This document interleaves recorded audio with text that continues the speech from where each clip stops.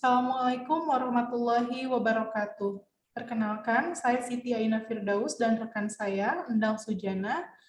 Kami akan mempresentasikan tugas mata kuliah Tata Kelola Nilai Rantai Bisnis dengan judul Supply Chain Management Ayam Pedaging. Selanjutnya, saya akan serahkan kepada Pak Endang Sujana. Baik, saya akan lanjutkan. Industri perunggasan pada produk ayam pedaging adalah industri agribisnis yang memiliki komponen rantai pasok lengkap dari sektor hulu sampai ke hilir. Pada segmen hulu, perusahaan besar telah mengembangkan dan menguasai industri mulai dari bibit, pakan ayam atau poultry, dan obat serta vaksin yang di dalam peranannya bertindak sebagai motor penggerak pemasok input.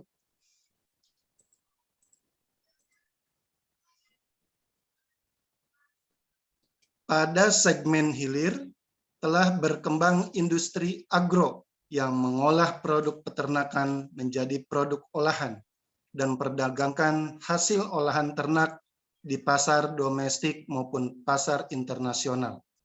Sedangkan pada teknis produksinya, peternak ayam terlibat dalam bisnis perunggasan sebagai pihak yang menghasilkan atau memproduksi ayam hidup siap jual atau livestock dari hasil pemeliharaan bibit ayam.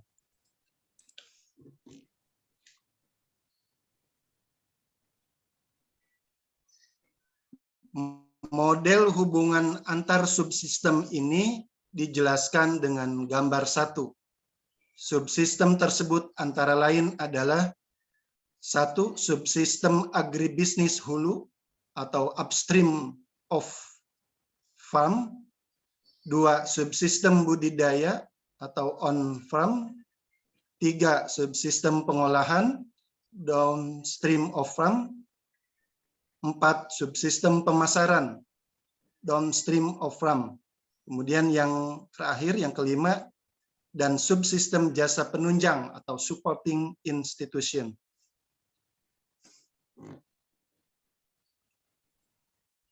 Manajemen rantai pasok daging ayam. Gambar 1 menunjukkan bahwa masing-masing subsistem terdiri dari beberapa kelompok mata rantai pasok yang saling berhubungan dan memiliki peran di dalam sistem agribisnis perunggasan. Subsistem agribisnis hulu merupakan sekelompok yang menangani penyediaan dan pengadaan sarana produksi, serta menyediakan semua kebutuhan peternakan unggas seperti bibit ayam, pakan, obat dan vaksin, serta alat-alat peternakan. Subsistem budidaya merupakan kelompok peternak yang memiliki peran untuk memproduksi hewan ternak ayam hidup siap jual. Sedangkan subsistem pengolahan atau subsistem pemasaran merupakan kelompok yang berperan dalam pengolahan daging ayam serta memasarkannya pada berbagai pasar seperti rumah makan, pedagang pengecer, supermarket, dan lain-lain. Selain berperan dalam pemasaran daging ayam, pada bagian subsistem ini memiliki peran penting dalam membentuk harga ayam pada tingkat konsumen. Subsistem jasa penunjang merupakan kelompok lembaga jasa penunjang agribisnis ayam yang terdiri atas beberapa fungsi, seperti fungsi pengaturan atau instansi dinas terkait, fungsi penelitian atau litbang, pertanian dan perguruan tinggi, fungsi penyuluhan atau penyuluh dinas atau penyuluh swasta, fungsi informasi, media cetak, elektronik, dan komunikasi personal. Fungsi pengadaan modal usaha atau kredit lembaga keuangan atau mitra, fungsi pasar, dan lain-lain.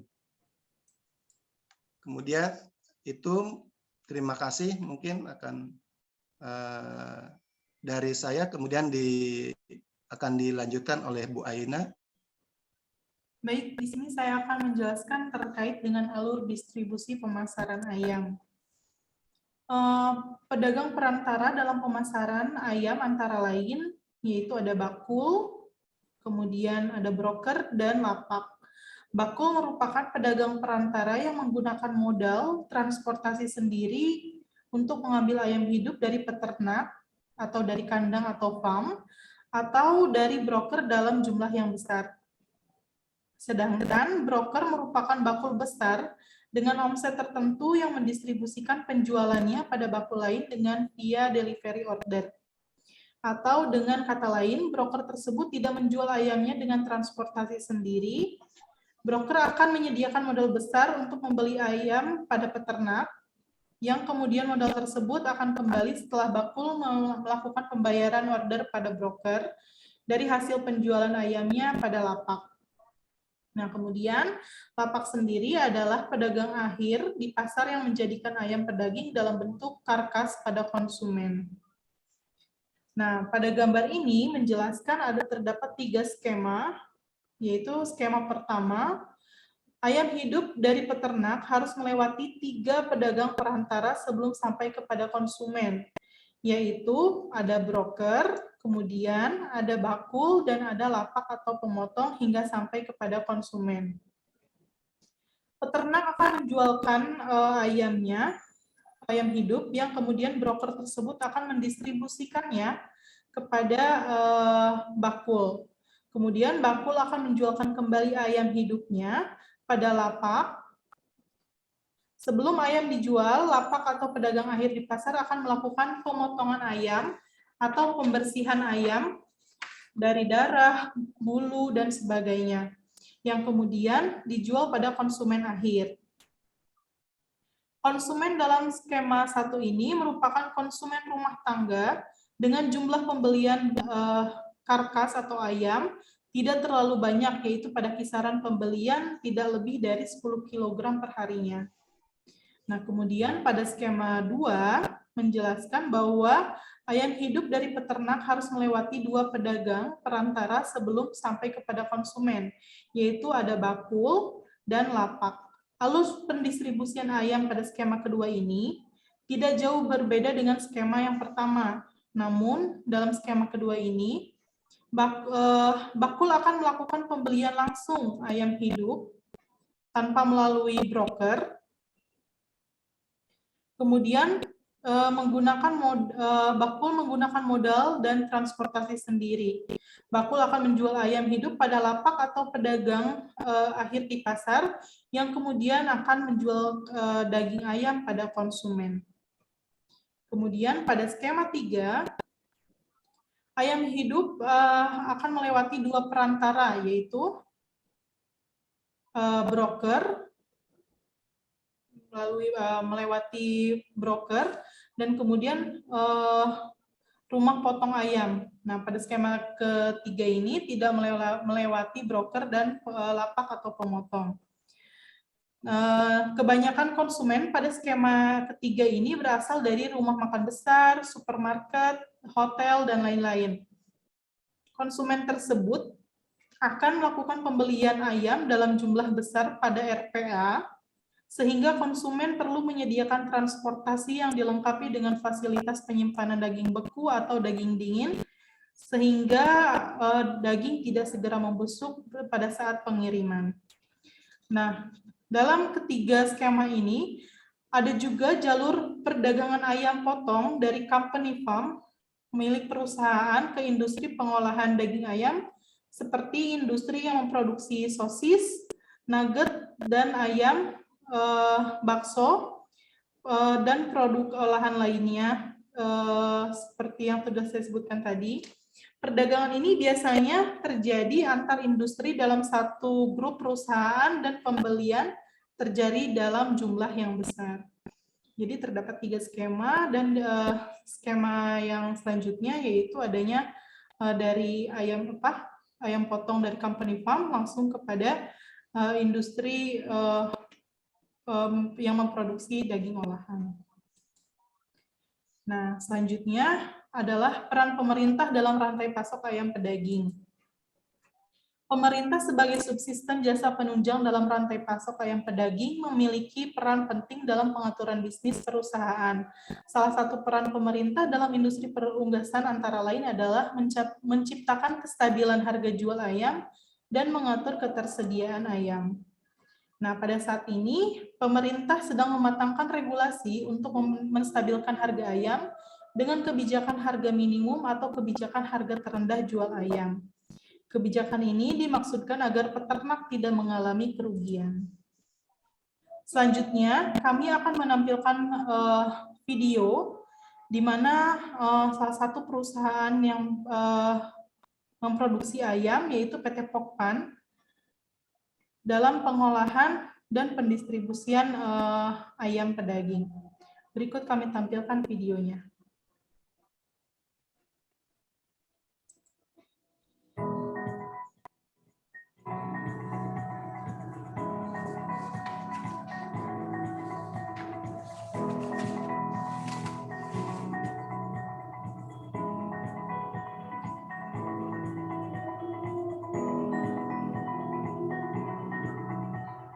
Saya memelihara ayam sejak tahun 2010 dengan sistem kandang tradisional, kandang open dengan populasi 10.000 ekor. Dan pada tahun 2015 saya mengelola dengan sistem kandang modern, yaitu dengan populasi 20.000 ekor. Alhamdulillah setelah berjalan 2 tahun mengelola sistem kandang modern ini, kami sudah mempersiapkan lagi untuk pengembangannya, yaitu dengan membangun kandang yang 2 lantai dengan kapasitas 40.000 ekor, sehingga ke depan nanti dari 20.000 ekor nambah menjadi 40.000 sehingga perusahaan menjadi 60.000 ekor. Dengan pola kerjasama atau bermitra ini, Pokpan memberikan fasilitas kapronak yang meliputi dari feed, pakan, batu-batan, dan nanti akan membantu proses pemasaran dari produk ayam tersebut. Jadi untuk peternak ini sudah terbantu dari sisi permodalan dan juga untuk pemasarannya sudah terbantu oleh Pokpan Indonesia. Peternakan saya ini mulai dari bibit, pakan, dan obat-obatan semua sudah difasilitasi oleh PT. Dan kandang saya ini adalah kandang modern, sudah dilengkapi dengan peralatan yang modern seperti nevel, kipas, cooling pad, pendingin, dan heater. Semua sudah dibantu dan dibimbing oleh pihak PT.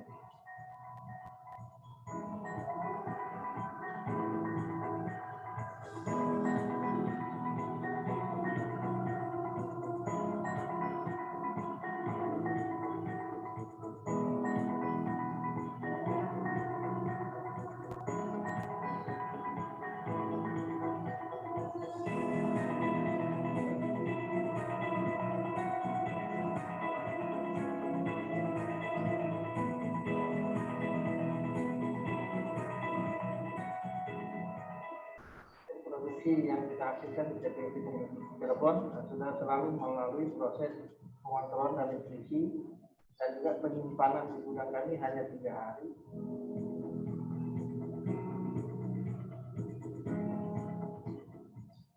Dan selalu dikontrol FIFO-nya sehingga pakan yang sampai ke customer dalam kondisi selalu fresh.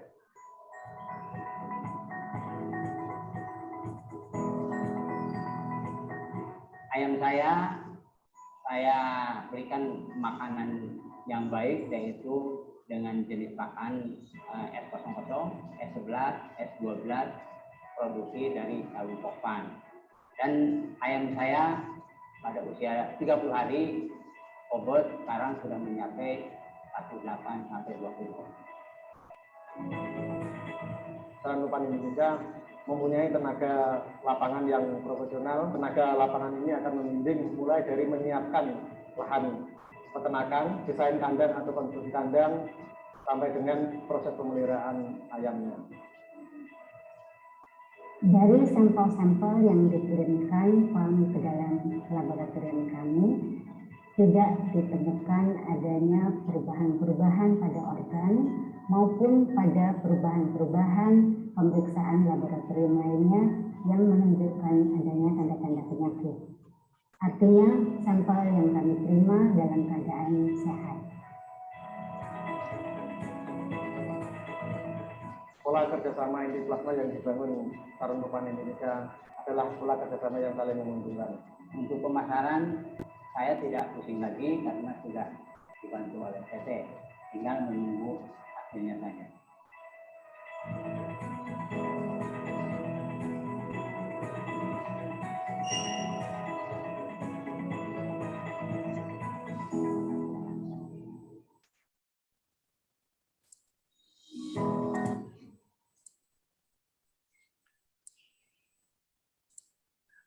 Baik,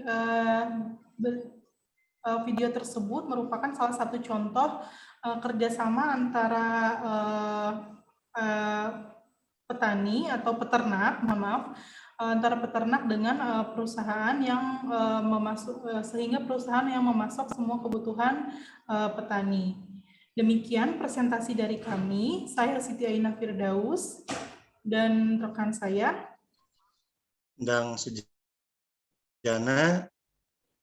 Kami mohon undur diri dan kami mohon maaf bila terdapat kesalahan dalam presentasi kami. Billahi taufiq wal hidayah. Wassalamualaikum warahmatullahi wabarakatuh. Warahmatullahi wabarakatuh.